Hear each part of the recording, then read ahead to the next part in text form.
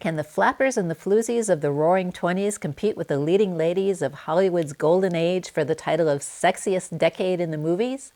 That's just one of the things we'll be delving into in this second episode on the 1920s in our new series, 100 Years of Romance, a decade-by-decade look at sex, love, and romance on the silver screen.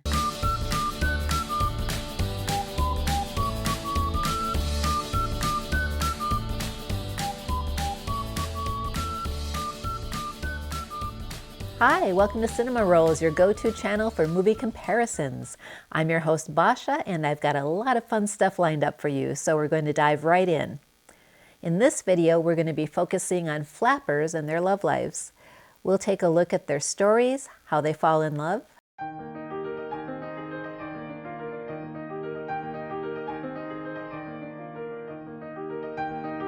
how they make love,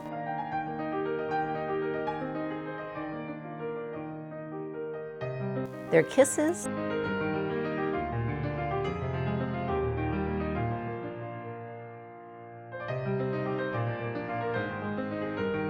and near misses,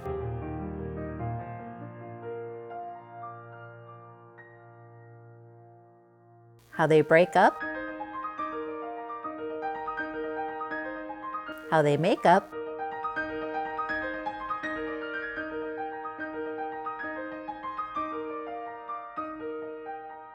and how their stories end. But first, let's get an idea of who and what the flappers were and how they fit into society in the 20s. Flappers were the modern young women who entered the scene on the heels of World War I and the Spanish flu. Because of a sense that life is short, these women wanted to live life to the fullest and take advantage of their newfound freedoms and independence after having worked in factories during the war and having won the vote in 1920. In fact, by 1929, more than 25% of women in the U.S., most of them single, had entered the workforce and were there to stay. These were city girls characterized by a sense of fashion that de-emphasized the feminine figure with straight contours and bandeau brasiers to flatten the chest. In fact, the French term for flapper fashion at the time was garçon, which means boy in French. But in spite of these defeminized aspects of flapper fashion, arms were bared, necklines lowered, and hemlines were often raised to just below the knee. Ooh! So they were not averse to attracting male attention, they just wanted to do it on their own terms. And with Prohibition coming into force in the U.S. in 1920, flaunting authority was all the rage. So were smoking, drinking, dancing, and jazz. And with a wider availability of birth control, flappers often adopted a more casual attitude towards sex. In the movies, they had a flair for sassy, fast talking, which is hard to portray in silent films, but they managed to do it. And they often embodied a girl-next-door persona with a refreshing lack of pretense that could be very appealing to the male protagonists in our story, especially men of means, which often translated into rags-to-riches stories for our leading ladies. But, as Clara Bow finds out in the 1927 movie Wings, that girl-next-door persona is not such a great draw for the boy next door. Here, Mary Preston tells her next-door neighbor David, "When you see a shooting star, you can kiss the girl you love."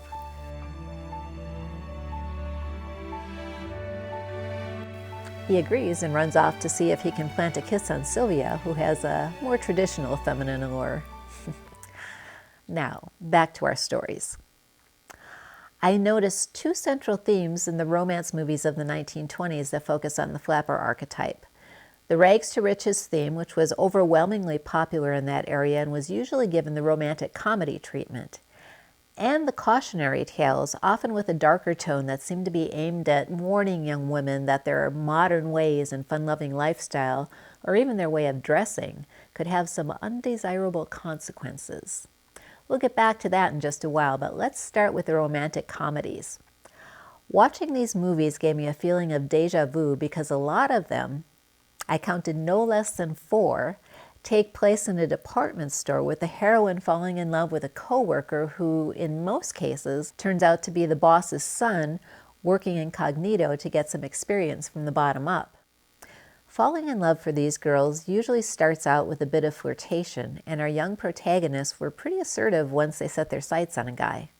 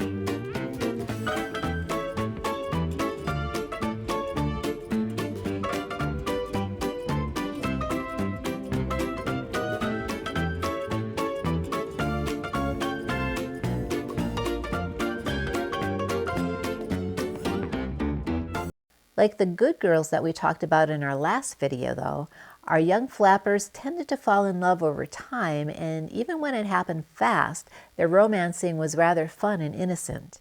In fact, this next scene takes place in one of the most romantic settings I've ever seen. Look, they made a fort out of a crate in the back room.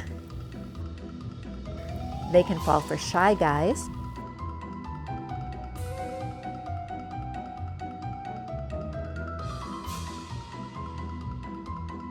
and they can fall for charming guys,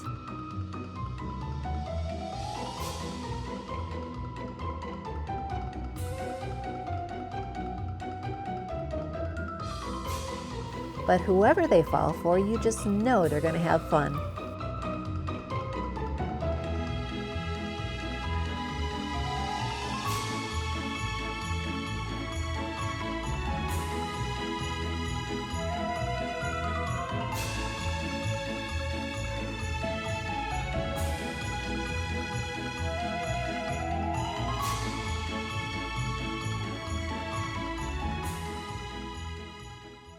Of course, the first kiss is often very telling about where a romance is headed, don't you think?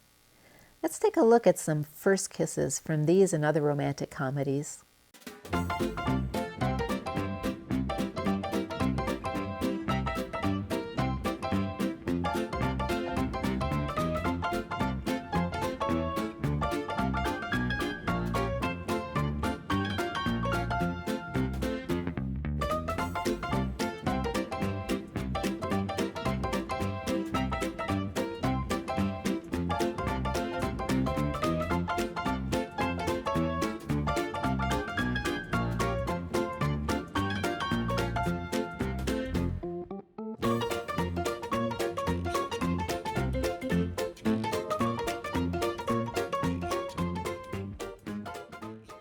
Flappers were pretty savvy when it came to the ways of men in the romance department, so we don't have a lot of near misses, but sometimes the guy's just a little too handsy.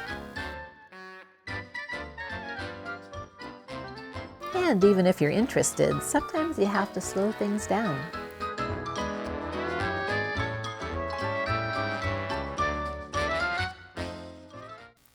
Almost all of these movies have a breakup and a makeup, and the breakups seem to come about for two main reasons. One is doubts about the woman's virtue, usually based on outward appearances, and the other is objections from family members because of a difference in social or economic status. In My Best Girl, Joe's parents pay Maggie off to break things off with him, telling her their marriage would ruin his career. So to do what she thinks is best for him, she goes all out to convince him that she's just a gold digger who never cared for him in the first place. But she can't keep it up for long. And they rush to the harbor to set sail for Honolulu and live happily ever after. Likewise, in East Side, West Side, Duncan's mother tries to buy Laurie off because she thinks it would ruin his career to be married to his secretary. Laurie rips up the check, but she does leave.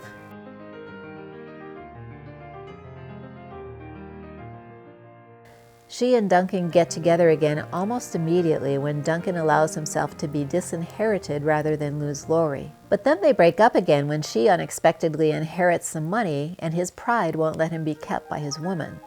So, Laurie does what any woman would do.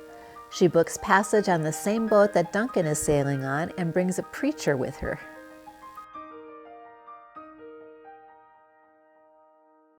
In Why Be Good, Winthrop's dad catches sight of Pert on the dance floor and makes some assumptions about her.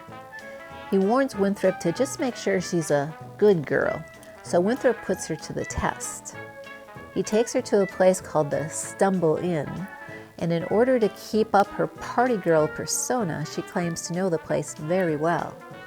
He takes her to a private dining room and then challenges her, saying, "If you've been here before, you must know the entire house." When she realizes what kind of a place he's brought her to, boy, does she get angry. And when he defends himself by asking, "Oh, what about all the spooning and kissing?" she gives him the best telling off in the history of movies. Who is it that demands the kissing and spooning but you men these days? You men insist on a girl being just what you want and then you bawl her out for being it. To his credit, Winthrop takes it in and apologizes. And the next thing we know, they're married and dancing in their pajamas, and even Daddy's happy. In It, there's a misunderstanding when Betty's sick roommate risks having her baby taken away by the child welfare ladies because she doesn't have a job. Betty saves the day by claiming that it's her baby, but word gets back to her new love Cyrus and he changes his opinion of her, offering to set her up as a kept woman. That doesn't go over very well, and once she discovers the misunderstanding, she plots to get a revenge by getting him to propose and then reject his proposal. But when her plan works, she doesn't feel so good about it, and it takes a daring rescue at sea to get them back together again. Things go a little differently in Man Trap, where flirty Alverna runs away with Ralph, but by the end of the movie, Ralph has had it with her flirting ways and she's back with her husband Joe, until a new stranger arrives in town.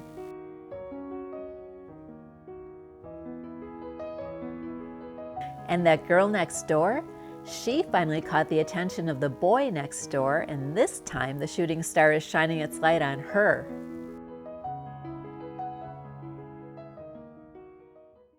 That's what I like to see, happy endings all around.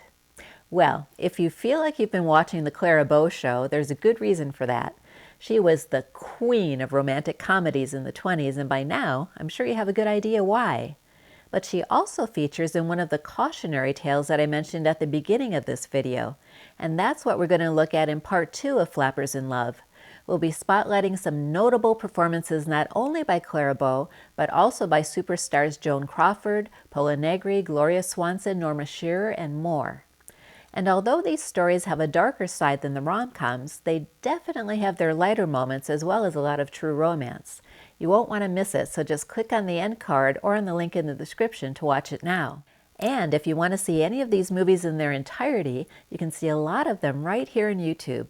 Check out the links in the description below. See you next time. Until then, try some more cinema rolls. They're good for you.